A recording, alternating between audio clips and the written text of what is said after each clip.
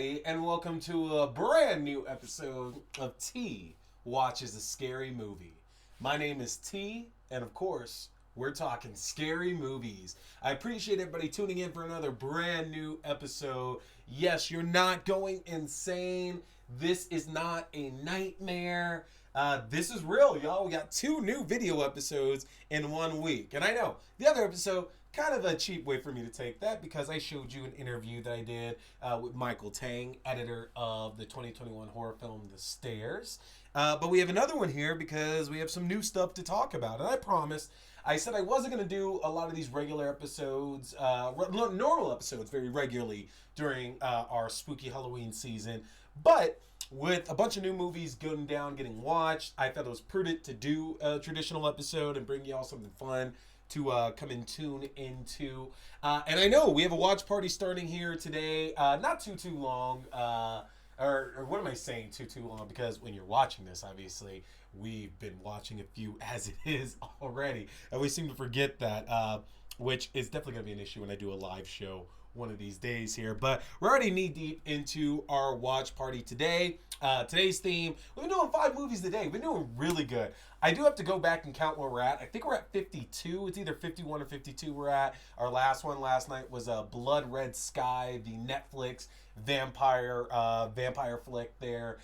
Today, we had a bunch of sequels there. Good or bad, for better or worse. Today, we were getting into the original Blair Witch sequel, Book of Shadows, Blair Witch 2, which most of you have never seen in your lives for very important reasons. That is not really that great of a movie. I've seen it myself, but we're going to watch that. We are watching Lost Boys, The Tribe. As a huge Lost Boys fan, I talked about this the other night. We had to watch Lost Boys instead of Blood Rain, and I mentioned that there was a sequel floating around Hollywood for a while called The Lost Girls. It never got produced there. Pretty much it was a carbon copy of The Lost Boys, but all the roles kind of changed. Sam became Michael in this one and took that kind of role on there, and about a gang of girl vampires as opposed to the guy vampires. David returned. But anyway, we're going to watch the actual sequel that was eventually produced, Lost Boys, The Tribe, starring Kiefer Sutherland. It's either cousin or brother, one or the other. Autumn Reeser and Corey Feldman. So we're going to watch that. We're watching that as well, too. Starship Troopers 2, Hero of the Federation, which a lot of you might be confused. Why are we watching a Starship Troopers movie in a horror movie show? If you've seen Starship Troopers 2, you know the answer to that. Starship Troopers, the first movie, was this big budget action sci-fi epic. The continuing sequels, the budget got dropped down more and more. And the second film, which I initially was not a big fan of, I'm a huge fan of now. They decided to go with a more focused, a more intimate horror film instead. Very much a whodunit murder mystery, which sounds crazy as shit to think to call the Starship Troopers movie that, but that's really what it was. It's a whodunit murder mystery. It's really good. You'll like it more if you've seen the show Roughnecks. We're gonna talk about that though. Fright Night Part 2, not the sequel to the Anton Yelchin, Colin Farrell-led remake. I'm talking the original film with William Ragsdale and Roddy McDowall. They did make a sequel to that came not too long after it that's actually really good. We're going to talk about that too. And The Descent, Part 2. Yeah, that's what we got coming for y'all tonight. But you got to get subscribed to shit to know when we have all this fun stuff going on. If you're watching me right now, not listening, but watching me, that means you are on our YouTube page. That's youtube.com/C/Theron Reynolds Scary Movie. Again, youtube.com/C/Theron Reynolds Scary Movie. Get subscribed to the YouTube page. You'll get to see all the video episodes that we have. All of our audio episodes are uploaded there as well, too. But our audio episodes are also uploaded to Podbean, which makes it a little bit easier to listen to those there. But our last 2 episodes have had video, this one and the previous one there. So if you want to see the actual video and you're listening to this right now, get to the YouTube page. But remember, again, audio-only versions are on Podbean.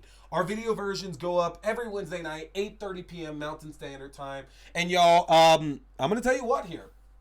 I'm going to try, and I can't promise it, but I'm going to try to make sure that every episode for the remainder of the year has video on it, okay? I will probably fail at this task, but that is my pledge to y'all, is that every episode for the remainder of the year, no matter how long it is, will have video on it. We're going to do our best with that. We're going to see what happens there, just because I'm going to get my Scream 2 poster back up right there where it's been missing, and, wear a little bit more spooky stuff and everything. I was actually challenged. By the director of The Stairs. So, when promoting my episode, my recent episode with Michael Tang, the editor of The Stairs, Peter Drago Tiemann, actually challenged me to bust out the suit there that Doug was wearing in The Stairs, because I do own that shirt. As I said on yesterday's episode, I do own Doug's Hawaiian shirt. I've had that for a while now. It's actually a pretty sick shirt. I've worn it on a cruise before. But he challenged me to totally bust out that, as well as the American Eagle Speedo. So, Drago, I am taking your challenge, and all next month for the month of October, I will be hosting T Watches a Scary Movie in my Dirty Doug Hawaiian shirt, my white t-shirt, and the American Eagle Speedo. All next month, I'm going to host a show in that, because god damn it, I cannot back down from a challenge. So you got it, Drago. You got it. But for doing that, though, I challenge you to give me an exclusive. I want an exclusive on the next project of yours that is coming out, sir. Let's get you on the show. Let's talk about it. Let's see what we can do here with that now. So, brought up the YouTube page, brought up Podbean. We also got to talk about the Facebook group as well, too. If you go to facebook.com/group/T Scary Movie. Again, that's facebook.com/groups/T Scary Movie. That is where you can come and enjoy some of the written reviews I do. I haven't done too many this month thus far. Been trying, but we just knocked so many movies out, way more than what we were doing last year around this time. It's hard to keep up with it a lot of times there. But I've written some good written reviews for a few of the films we've watched so far in this marathon. In addition to that, you can keep track of where we're at. Again, we're at 51 or 52. Blood Red Sky was the last one we watched Wednesday night. And I already told you what we have on deck, or what we're already into today as well. But you keep up with that. Also, I do giveaways sometime as well, too. In October, going to have a lot of fun prizes to give away to y'all as well, including for our Chucky All-Nighter next Wednesday. Y'all know the Chucky TV series is coming up October 12th. It is almost here, y'all. USA and Sci-Fi. Don Mancini's back behind the lens. He's writing, he's directing, he's producing. We got Brad Dourif and Fiona Dourif back. Jennifer Tilly is back. Christina Elise is back. Alex Vincent is back, and we got a whole new mess of cast and characters to join us here, y'all. This show looks so fucking good. So good here. I'm amped for it. I am amped to catch back up on the Chucky series with y'all next week in our all-nighter on Wednesday the 22nd. You gotta come back in order to join up with that. And the fun of it is that we do these on Discord. So we're using Cosme for the longest time. Cosme unfortunately kept on shitting the bed, so my good friend Stasha was nice enough to make us a Discord channel here for the show. We did our watch party in that yesterday, had a really good time with that. Things went really smooth, so that's going to be what we're trying to keep up with. That's where we're running our sequels for Better or Worse marathon today on Discord as well too. So get over to the Discord, have some fun with us, have some great conversation. I had a great time discussing it last night. And speaking of which, man. So, yesterday, our marathon was all new shit, okay? I said I wanted to bring y'all a lot of new movies that came out this year that you might not have gotten a chance to watch, because the thing is that we're getting our releases digitally and physically much sooner than we ever have in our lives before. It's actually crazy, because the turnaround time for movies used to be about 3 to 4 months is typically Typically what you saw. That was the turnaround time for most movie studios. With the pandemic, though, that caused a lot of studios change things around. HBO, for example, and Warner Brothers decided that they were going to take their entire slate of movies for 2021 and premiere one at a time every month, basically, on HBO Max. Now, earlier on, this gave a lot of success to HBO and Warner Brothers. Films like Mortal Kombat, Godzilla vs. Kong, these were big, big successes for them. But as we get to the later part of the year and folks are kind of going back to movie theaters, some of these films haven't done so well, even though they're fucking fantastic. Like The Suicide Squad back in August. James Gunn, so good, so good, so good. Latest in the DCU, Snyderverse, whatever you want to call it, basically. But a couple releases that HBO and Warner Brothers actually put out this year as well too were very much horror related. We got the third main Conjuring film, The Conjuring: The Devil Made Me Do It. Hit or miss on that one there. But most recently, we got James Wan's most recent horror work. Now, if that name sounds familiar, you should recognize it. James Wan is the guy behind the Saw series, the Insidious series, the Conjuring universe. He's behind all of that. The man's fantastic. Also did Aquaman as well too. He's done a lot of shit. But now comes his love letter to Gallo films and these old, very much psychological horror films of the 80s and the 90s. We're talking Malignant.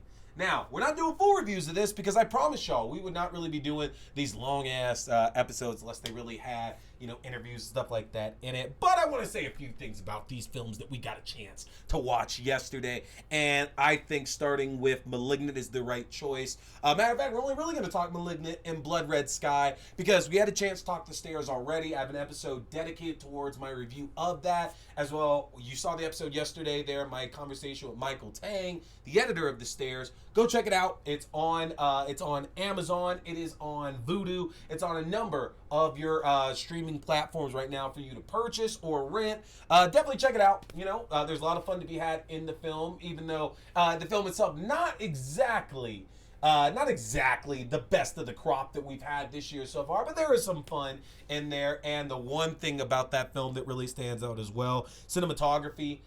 The shots of the aforementioned stairs out in the middle of nowhere, absolutely beautiful. Just absolutely beautiful. Love the design of the creatures, the grub daddies as well too. But you can check out other episodes to catch that kind of information there. With that, Don't Breathe 2. We talked about that one as well. It is not a bad movie. Don't Breathe 2 is not bad. But there are two very big fundamental problems with that film. Number one is that the original Don't Breathe was, in fact, a horror film, whereas Don't Breathe 2 is not a horror film.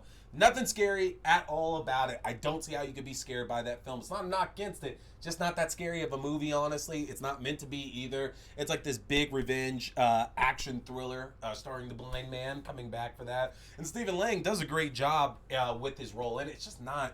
it's such a big shock and such a big change from the original one. It's hard to really get with it. And a lot of you liked it who watched it with us in the watch party last night. But, and the bigger problem is that our protagonist is Stephen Lang's the blind man.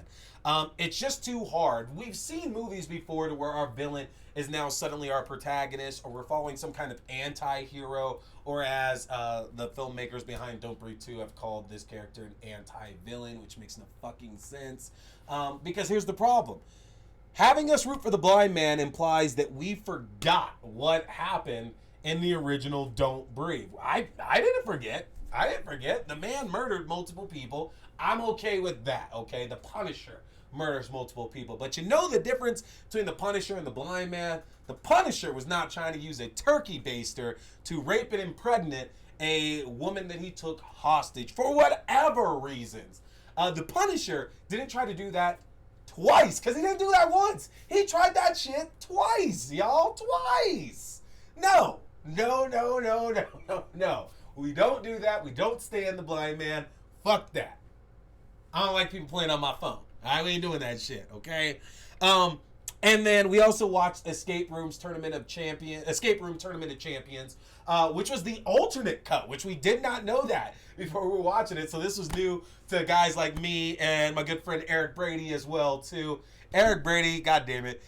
If y'all really want to, if you're having a bad day, if you're having a bad day and just need a genuine laugh, I'm gonna say one of the nicest things about Mr. Eric Brady is that Mr. Eric Brady can elicit a laugh from you at the most random of times. Y'all, it's been a tough year. 2020, yes, was tougher than this, but 2021 has not been much kinder to us at all. And if you've been in these watch parties with Mr. Eric Brady, that man will make you smile. That man will make you laugh your ass off. And here I am, humble bragging about my friends. I love you guys who join these watch parties. Natalie, Jen, Evelyn, Stasha, Jermaine, Jeremy, Chris, Nia, Helena, Eric Brady. Yeah, I love y'all so much for joining these watch parties. Y'all, we have a great time.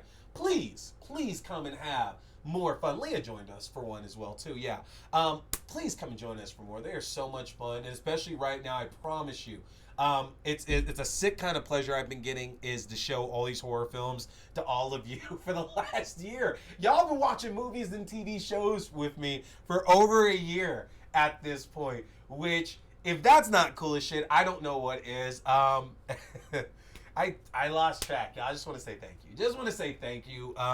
Because that's been great for my mental health as well, too, having you all here to enjoying this there. Guys, I don't do this for the views. I don't do this because I want to make money doing it. I genuinely love horror. I love horror so much. And, you know, I don't believe there's a hierarchy to the fandom that you have with horror.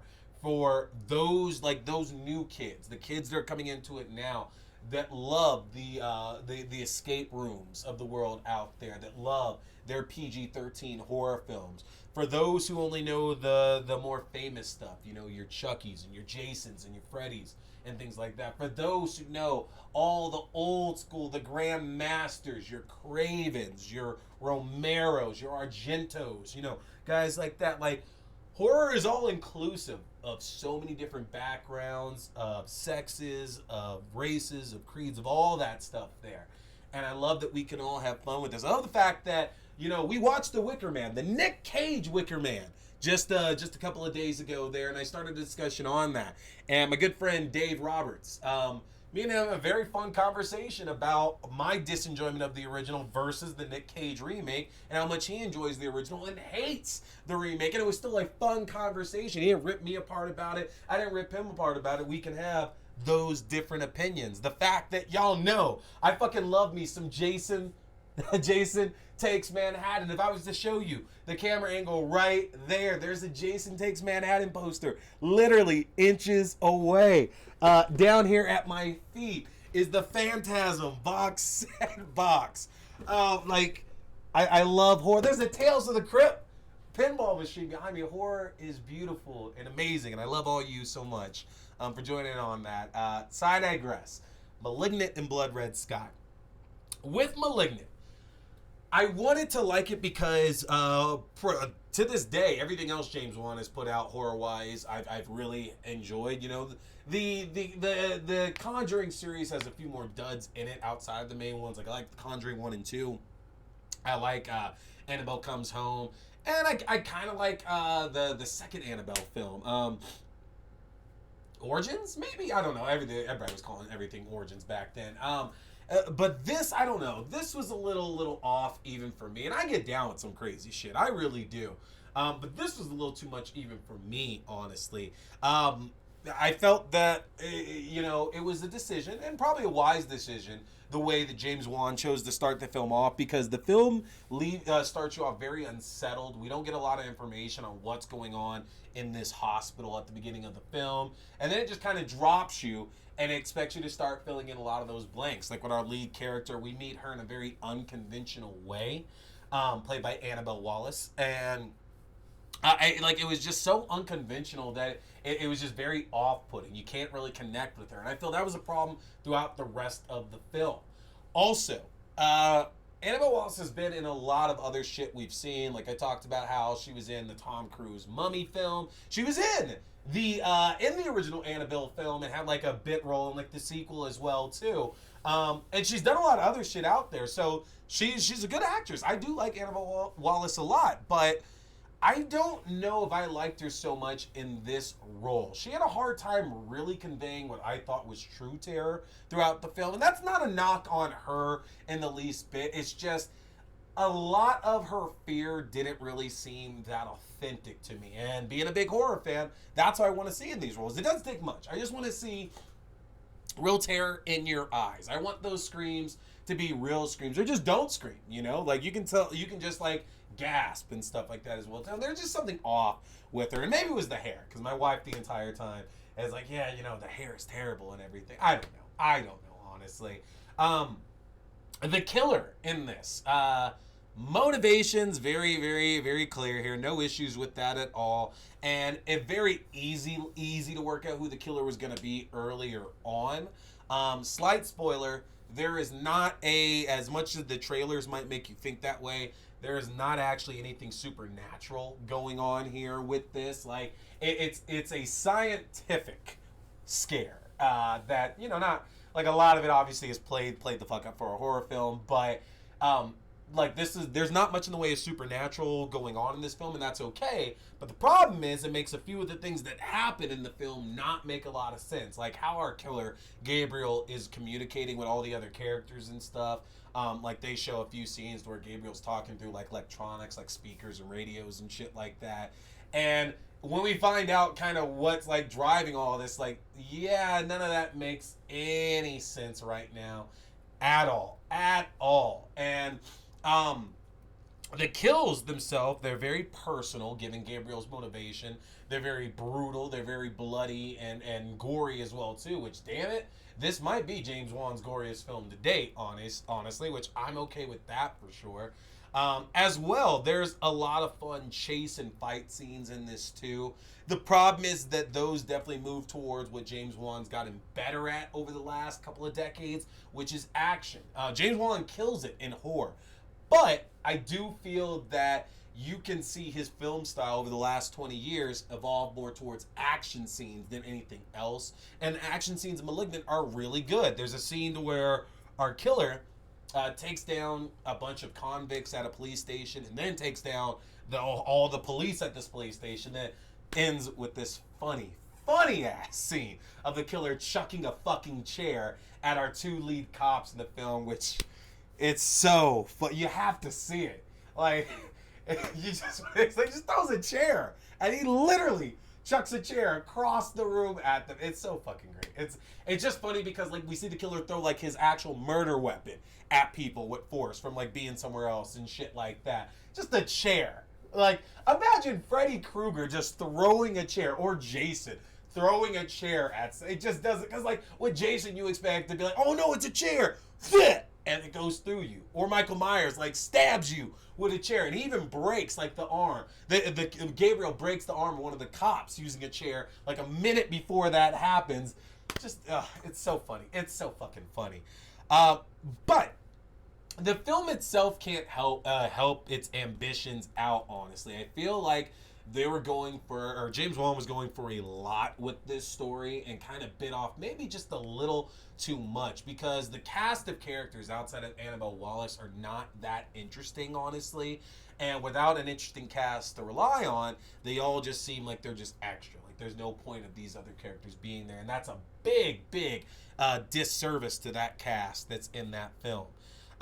Just ultimately a very forgettable film. This is gonna, and I know this is a divided one, because I've seen some of my friends who are huge into horror say nothing but great things about it. And I get that, I respect it, because there are things in this film to definitely like. Again, the kills are good. I like Gabriel. Like Gabriel, like being who Gabriel turns out to be. I like that. That's a creepy and a fun story to use in a horror film for sure. Just the execution, weak as shit, unfortunately. And I love James Wan, but this was not his best. This was not his best, unfortunately. Our other film, Blood Red Sky. So this hit Netflix end of July, early August or so. And a lot of people were talking about it. And like I stayed away from all spoilers with it. I actually didn't even read any reviews of it there, because Netflix has had this initiative of releasing a new film a week for a little while now. Some of those really good, some of them not so good. should have trusted my instincts, because Netflix also put out Vampires versus the Bronx in 2020, which is, given the title alone, should have been a bullshit movie that didn't work out at all, and it was so good. So a year later, we get Blood Red Sky, and Netflix, I think y'all got something working for you here with vampire films. I think we give Netflix the rights to vampire films for the next 5 years. Let them produce whatever the fuck they want to. And I mean all existing property. You give them Dracula, you give them Blackula, you give them Son of Dracula, you give them Daughter of Blackula, Vampire in Brooklyn. You give them all the greats, all right? And let's see what the fuck Netflix can do with that. But in all seriousness, I thought this movie was going to be crap. Watching the first 30 to 40 minutes of it, because it's a 2-hour movie. This is not a short movie by any means. And the first 30 to 40 minutes are just a little wacky. It's a foreign film, but it's like one of the old Jackie Chan foreign films where some of your actors are speaking English, some of your actors aren't, and like it just gets annoying in certain parts there because you can see the ones who are clearly not speaking it at all. But the story tells of this mother who happens to be a vampire who is traveling with her son on a plane to get to the United States, basically, to find a way to combat her vampirism. Basically, vampirism is taken as the disease in this, which I like. I love movies. I love vampire media to where they don't make it this supernatural thing. Really, it's more so a scientific thing. Like, for example, hate admitting it, but Natalie and Jen know, I actually watched an episode of American Horror Stories recently. It's hard to say because I hate that show, but I did. It was the episode, I call them vampires, but all these people were given these little black pills, and in my opinion, they became some kind of vampire, basically. They needed blood, they had heightened aggression, and all of that there now. Really good episode, and that just reminded me, like watching Blood Red Sky, that a lot of people are going this kind of route with it as well, too.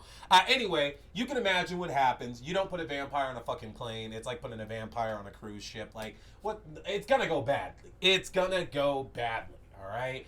And it does go badly. Basically, people start getting infected. People start becoming vampires. It comes almost a bit like snakes on a plane. All the passengers have to team up to help each other out. And, I hate to spoil it, but one really good thing and one cool thing about this there is that they didn't try to play up the idea of saving this plane, of saving all these people. Like, there's a part earlier on where you think, okay, like, well, they're going to get control of this and we're eventually going to see the plane resort back to normal. Like, they'll kill all the vampires and somehow they've gotten rid of the vampire virus off the plane. Everybody's okay. And I'm glad they didn't commit to shit like that and just decided, no.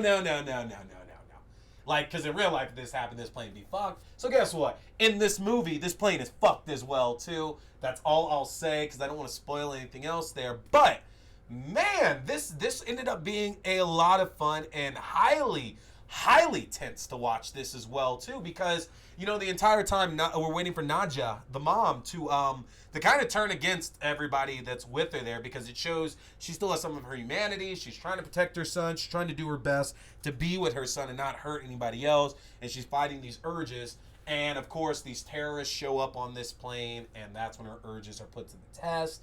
And Nadja ends up being really, really cool. She works with this doctor, or a scientist named Fareed, who's on the plane as well, too, which a little on the money with what the hijackers try to do with him and everything. That sucks. But the vampires in this are super, super cool. Like the design a lot. Their eyes are cool and creepy as shit as well, too. I really liked the way they went with this, and I like the fact that they kind of went with the I'm trying to think what it was. Kind of like the Dracula 2000 mythos of vampires here, which means like they can't, like, you have to burn them to ash. Like, they have to be completely gone, because if you don't do that, they're gonna come back. They will absolutely come back and get you. Love that setup for it. Really, really good movie, and you can catch it on Netflix right now. I highly recommend checking out one of the better vampire flicks I've seen in recent years. So, that is gonna do it for us tonight, folks, on T Watch the Scary Movies. Some big news for you that you need to know. Next week. Next week, we are talking the week of the Chucky All-Nighter. That is September 19th through September 25th. As it stands right now, we are doing one watch party. We are not doing more than one next week. The reason why, my work is just going to keep me fucking crazy pretty much all next week except the night of our all-nighter. So I might even start playing a few movies earlier throughout the day on Wednesday just so y'all can have something so we can add more to it. Matter of fact, I probably will. We'll see where we go with that there. But yeah, that's going to be our only one unless something drastically changes, which it really won't. We might do a midnight one Saturday the 25th, but that's going to be the best of it though, y'all. And we'll get back to it the following week there for sure. But next week, only one watch party. Wednesday the 22nd, we're doing the Chucky All-Nighter for you. I will also have a new episode where we're going to do a retrospective on the Chucky series as well too. So we're going through each and every one of them. This week, Candyman, the new Candyman, it comes out. You are watching this hopefully or listening on Thursday, September 16th. Candyman is already coming out to digital platforms tomorrow, Friday the 17th. So as it stands right now, we will likely do Candyman twice. I will do a Midnight Madness for it. Saturday the 18th. Saturday 18th, we'll do Midnight Madness for Candyman. Then I will show it again next month in October. I will absolutely show that again next month in October for y'all as well. Okay?